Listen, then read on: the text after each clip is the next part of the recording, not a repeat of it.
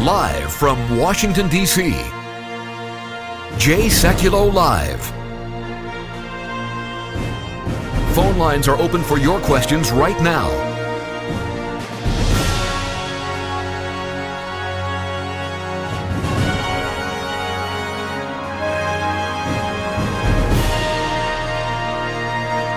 And now, Chief Counsel for the American Center for Law and Justice, Jay Sekulow. Hi, everybody. Welcome to the broadcast. We're going to do something a little bit different. We're in our music room because I had the opportunity to sit down with a great guy, great ministry, Zorro the drummer, famous drummer, famous percussionist, and we had the chance to get to know each other. We did it right here in our music studio, and I thought as we're now in this season that it would be great to hear this encouraging and exciting testimony from Zorro. Let's start kind of in the beginning here. Okay. Everybody knows you as a world-famous, world-class drummer, percussionist, incredible musician. But Thank you. Let's go back to how it started. Okay. I mean, you didn't grow up and say, you weren't born and said, I'm a drummer, but almost. I mean, you started playing drums at 4 years old. Yeah, well, basically I was raised by a single immigrant mother. My mother was from Mexico City, and she raised 7 of us alone. And I started off originally in Compton, California. And that's where I grew up, and my first concert was 7 years old. It was the Supremes and the Temptations when they were hot, and I was immediately attracted to I didn't know I was going to be a drummer then, but I was immediately attracted to that rhythm, and I just honed in on the drummers. And from then I came home and made a makeshift, what I call a ghetto drum set, which was like old oatmeal boxes, almond roca cans, right? Folgers coffee cans, and Tupperware. How old were you then when that started? Like 7, like after that concert. Yeah. And I didn't know I was going to be a drummer, and then I would just play with like spoons, but I played like out on the corner of the street in Compton Boulevard. I had my little transistor radio on, and people were giving me tips. So you knew this was a gift early on, but I view, and I know you do in your bookstore, you talk about this, that God implants with everybody a gift. But here you are, 7 years old, you go see the Supremes, listening to the music. But I want to start back then in Compton, California, with 7 siblings. Yeah, well, I think the greatest thing that happened to me was I had an incredible mother who just had this indomitable spirit. She had a very dreamer-like spirit. She had a lot of faith, and she would use songs a lot to encourage me. She loved Frank Sinatra. And who doesn't? Yeah, well, yeah. And I went to see him when I was 12, and that changed my life. But she always told me that I could do anything, and we would originally go to the Catholic Church, and she just always taught me to believe against all odds. And her father was a Supreme Court judge in Mexico City. Wow. So she grew up in the lap of luxury as a young, up to 18, and then her father died. So she never carried herself as somebody who didn't think of possibilities. And she was educated, and she, went to all the great operas. So when I was young, we didn't have anything. I mean, there was one point we lived in our car. We lived in a 1962 Chevy Nova and in a 13-foot trailer and in a tent when we moved to Oregon. But she always had this vision and faith and just would impart that to me. She loved music and constantly played music around the house. So I just always felt like I was a dreamer, maybe because I was like her. I just believed in incredible, phantasmical things that I think could happen. I had no reason to believe it looking at the circumstances, but I kind of could see. You mentioned a cardboard box. When I was in 5th grade, I entered the school talent show, and I wanted to be in it really bad. And I told the guys that had a band, I said, I'm a drummer. I said, okay, great, you could be our drummer. And then every time we would have a rehearsal, they would say, well, where's your drums? I'd say, oh, they're in the shop right now getting fixed, but I'll just play right now on these chairs just to keep it warm. Then on the day of the show, they were like, where's the drums? I'm like, well, the shop closed early, and they didn't come out, but my brothers brought this big box. So I had a big, huge Maytag refrigerator box. I remember those. Those were pretty heavy duty. Huge box, but I played on the box, and then my brothers and sisters painted like a drum set on it for me. And that's how I started. But they saw like 20 people in the crowd, but in my head, I saw 50,000 people. I saw the future, and I was excited. It reminds me of something. The first time I did TV, I was on it was on TBN, Trinity Broadcasting Network, years and years ago. It was Paul Crouch. It was 1986. And he told me, he said, look, when you look in a camera, don't just see like one person. See the entire world you're speaking to. And, I mean, here I am, 30 years after that, over 30 years after that, I still see the same way. Yeah. So I think that part of that casting of a vision and understanding the potential of reach, because you talk a lot in the book in SOAR about potential. Yeah. Let's talk about that. You believe everybody's been planted within themselves a gift from God? Without a question. Every single person watching, hearing on this planet has a divine gift that they did not give themselves. We don't take pills and all of a sudden have skills. You know what I mean? We're born with them. I didn't give myself drumming talent. I only unearthed it and recognized it. So everybody out there watching has a talent. Now the question is whether we ever discover it, and if we discover it, whether we ever do anything about it. I encourage you to visit Zorro's website. That address is up on the screen, and support his great work and great ministry as he goes around the world proclaiming the good news of Jesus. Also, don't forget the ACLJ. We're in a matching challenge campaign. Any amount you donate to the ACLJ, we get a matching gift for. So we encourage that as well at aclj.org. As we go into a break, a little bit of the jam session that we had with our band and Zorro.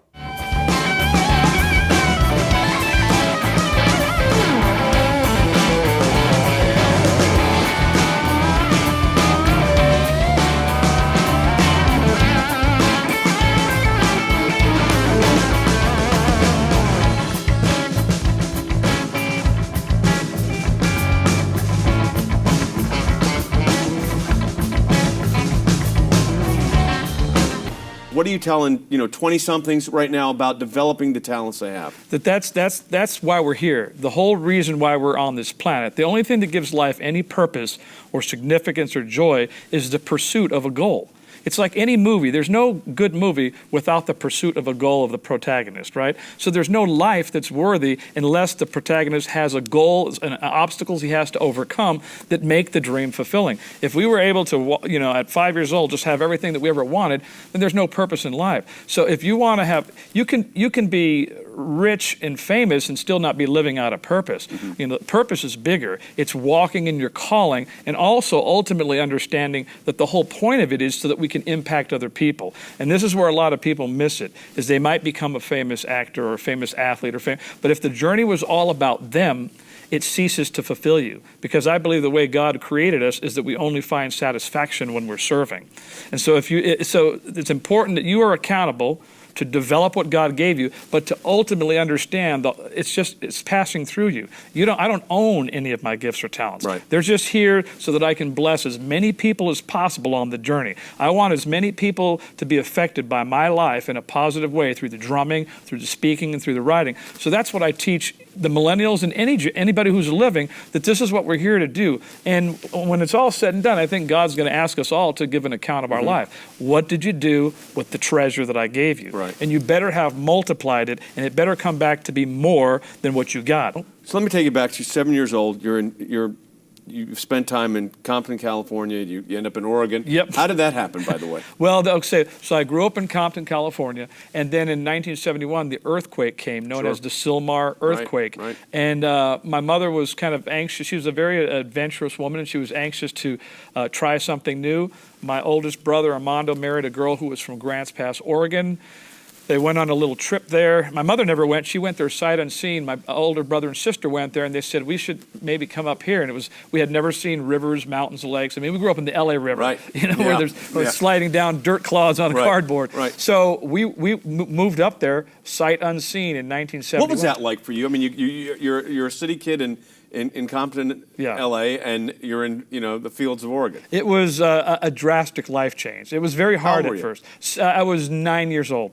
Going on 10. Was it hard? It was very difficult because culturally, that little small town, my mother was Mexican, so we experienced, for the first time in our lives, we experienced racism because in California it was very diverse, Right. So there are people from all countries. Right. But in that place at that time, there weren't a lot. Now, we met a lot of nice people, but we also met a lot of people that would call us, beaners and wetbacks and just mean. But we started off, my mother had a vision, and she wanted to not be a renter anymore, and we lived on a little piece of land with a little small down payment, and we lived in our car, and we lived in a 13-foot trailer. And then eventually we got an army tent so we could have enough room to change our clothes in. And that's how we started. So it was like the grapes of wrath. Yeah. But at the same time, it was adventurous because I was in this new land that was different, and I actually began raising chickens. I thought I was going to be the world's greatest chicken farmer. And then probably hadn't seen a chicken before then. We're not except at the grocery store. Right. So it was like going from the Sanford and Sunset to Little House on the Prairie. Yeah. But it was those experiences. So was it a tough adjustment? Yeah, I would say it was a tough adjustment. What's happening? So at 7, you're playing on a box. What's happening at 9 and 10? So the turning point was really like 15, almost 16. All right. So I was playing on the box at the 5th grade, and then no drums for a long time. Couldn't afford any drums. At 16, I took a job at my own high school as a janitor. That was the only job available. I asked the counselor, I said, can you put me around music? He comes back a week later and says, the only job I could find you is a janitor at the school, and you could clean the band room.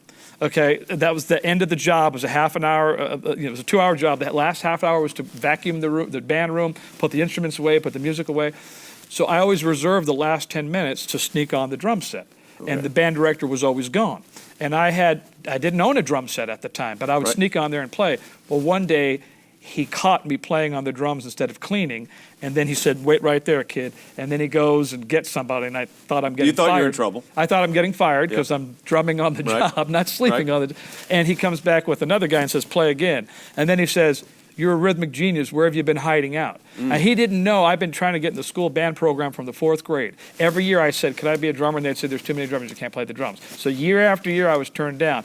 But because of my janitor job, I got discovered. And then he said, I want you in all the school ensembles next year. Instantaneously, the drums gave me an identity. Because all the way up until that point, into the 11th grade, all the way up to that, I was kind of invisible. I didn't do any school activities. We didn't have money. We didn't have any resources. So I was not popular in any way. So I was really kind of almost like invisible. The drums all of a sudden, and then the very first school concert, I mean, from the word go, I could play. I mean, it was just in me. Like, and of course, I began to take lessons, and I studied, and I immersed myself in the study of the craft, but I instantly had rhythm. So, I mean, the band director lets me do a drum solo at the first state band competition. This is a true story.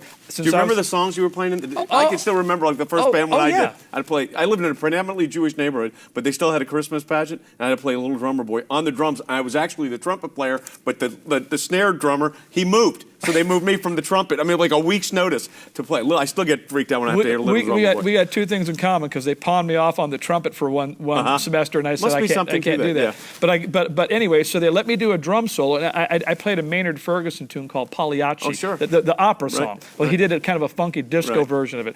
So they gave me a drum solo, but because I was the janitor, I let myself in the band room after school, and I stayed up all night, 12 hours straight, and practiced for my solo the next day. And when the kids came in the band room, they saw me sleeping in my sleeping bag next to the drums. They said, what are you doing here? I said, I've been practicing all night. So I did the solo, and the state band competition said, you're the best drummer we've ever heard. And they thought the band director was a drummer. So where are you living at this point? Grants Pass, Oregon. So you're back in Oregon, okay. Yeah, you're in Oregon now. So I really like diligently plugged in there, but I loved a lot of the music, like, you know, of the 70s. I loved like Elvis and loved the Beatles, and but I was a soul R&B guy from growing up in Compton. Yeah. So I loved all of the Motown, and I used to dream of meeting all these guys, and I wrote a diary a lot. So I always wrote in my diary, one day I'm going to do this, one day I'm going to meet these people. So I was that kid who was always dreaming, but working really, really hard. So you're 15, 16 years old. You now drums become a passion. Yeah. What about faith commitment at that point? Well, I'd already found the Lord when I was a young boy. Yep. Probably before anybody could tell me, I already felt there was a God. And then my mother reaffirmed that. But I felt there was a God when I was about 6 or 7 years old. And then when I'm about 11 is when the pastor of the Baptist church came over and took me to like a church camp for the week, and he bought me the shoes. I didn't even have shoes to go. So it was like one of those moments I'll never forget. He took me to the camp, and at that camp is when I like really kind of walked up the aisle and sort of received Christ as my Savior. That was a turning point. And at 16, 17, I wanted to be a drummer, and I wanted to be a preacher. And a Did writer. you ever think you'd be the drummer, preacher, writer? I always wanted all of them. I didn't know how they would unfold. I'll give you an example. When I graduated high school in Eugene, Oregon. So for my senior year, we moved to Eugene, and that's a whole nother epic year.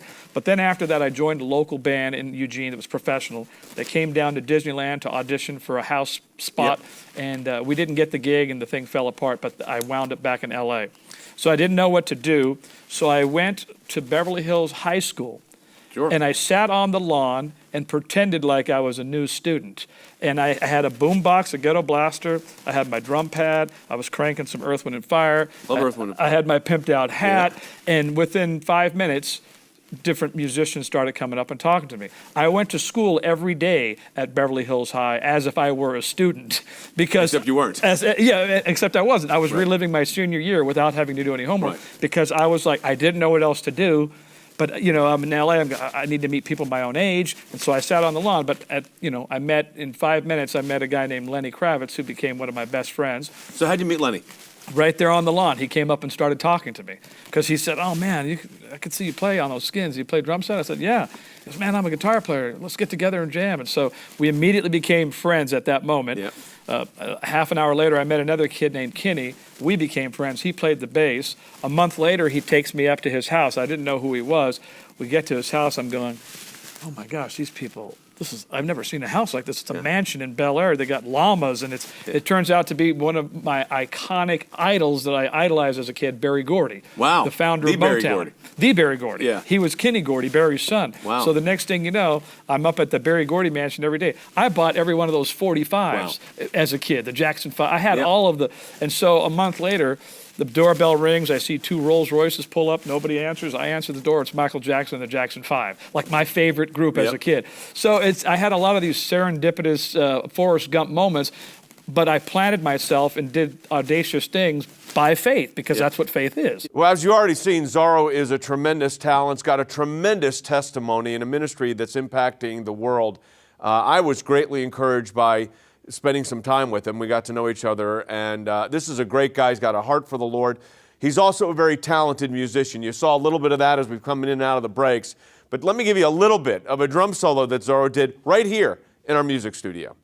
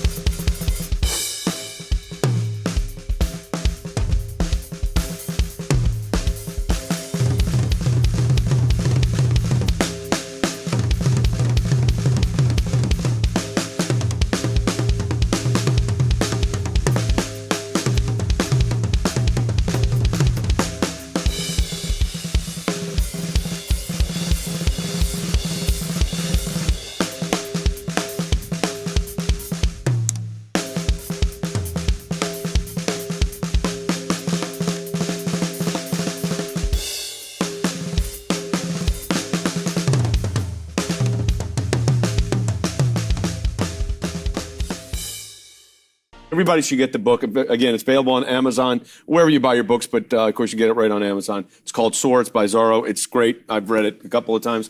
What would you say the 3 big takeaways? I do 3 because when you're arguing a case of the Supreme Court, you have 3 points you can make. It's 1, 2, and 3. No matter what you ask, they're getting one of the 3. I would say out of the 9, the 3 that I would say that people need to walk away with. Principle number 5 is called pursue. Right. Most people have a dream. Most people have something they envision that they'd like to do. Yep. But they're not doing the pursuit part. The pursuit part is like what Thomas Edison said. He said, opportunity comes to most people, but it's dressed up like overalls, and it's missed by most people because it looks a lot like work. So it's pursuit is it. It's pursuing the vision, the goal. So, and then the 7th one is bend. Right. Because when you're in the pursuit of something you really dream of doing, then disappointment comes. That's what either takes people out of the game or you stay in the game. So learning to bend. And then number 8 is just be, B-E. learning to be the person that God created you to be, embracing all the uniqueness that's Jay, all the uniqueness is Zorro, because we get influenced by everything we've ever seen, heard, read, learned, done. But then ultimately, God's created an expression with you that's unlike any other creature on the planet. And the more we embrace the uniqueness of who we are, the more we soar, because God didn't intend for us to soar in somebody else's skin or with somebody else's wings. He intended for me to play drums a little bit different than anybody else on the planet. And I have a different combination of anybody else. I have a single immigrant mother. I have different experiences, different DNA, and different personality, different everything that comes out just me. And when I embrace that uniqueness of me, and when people out there embrace who they are, that's where you really soar, because we're not meant to be anybody else. Look, 1 million people practice law, but nobody practices it like you. Right? 1 million people play drums, but nobody plays exactly like me. Right. So the more we embrace who God made us and stop running from it, because a lot of people are trying to be a carbon copy of something else or somebody else. Right. And when you lose your identity, you lose the uniqueness that God, every flower is different.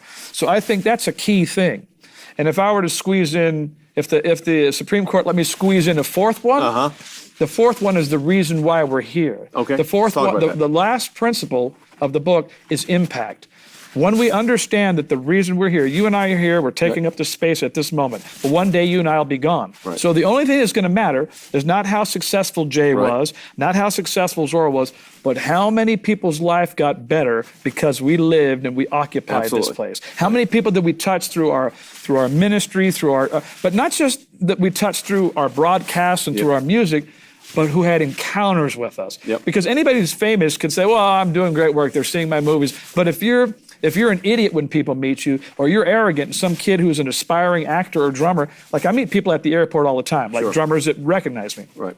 I always bring extra sticks with me, autograph cards, a book to give away. I want to make that encounter when they meet me, whether it's 30 seconds or 5 minutes, I want to make it memorable. Man, I met Zorro. He gave me his sticks. He took a picture with me. He said, you're going to be great one day. He signed his book and wrote something beautiful. I want to make that minute count. Because at the end of my life, I'm not going to get any treasure because I was a great drummer or a great writer or a great speaker, because God's going to go, those were free. Right. I gave you those things. Right. But what did you do with it? Who was blessed by you personally, not just because you had a big ministry or because you were a big actor, but one-on-one, whose life changed. So that's the real takeaway. There's no question to me, you have great hope. You have great hope for not only what you're doing, but for the people that are being impacted, but for mankind. You have this optimism of hope. Yes, thank you.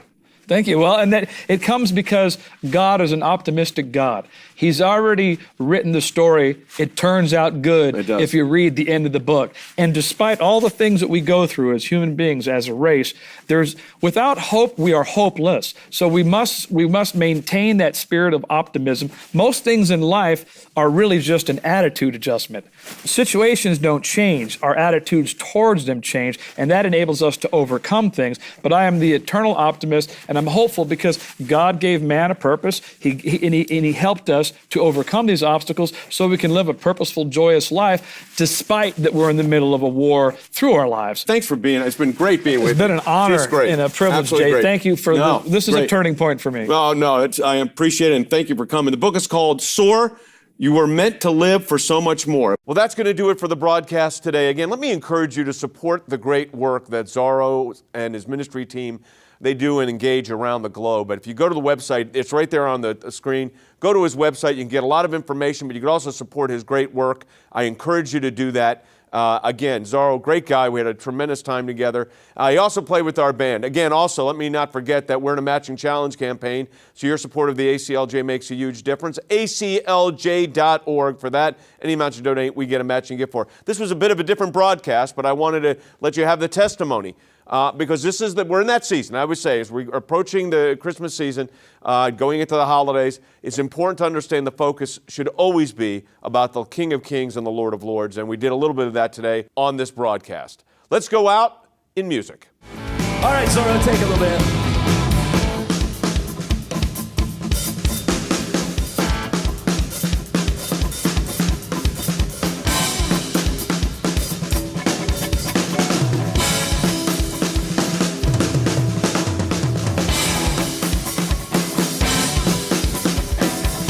take another round, man. Here you go.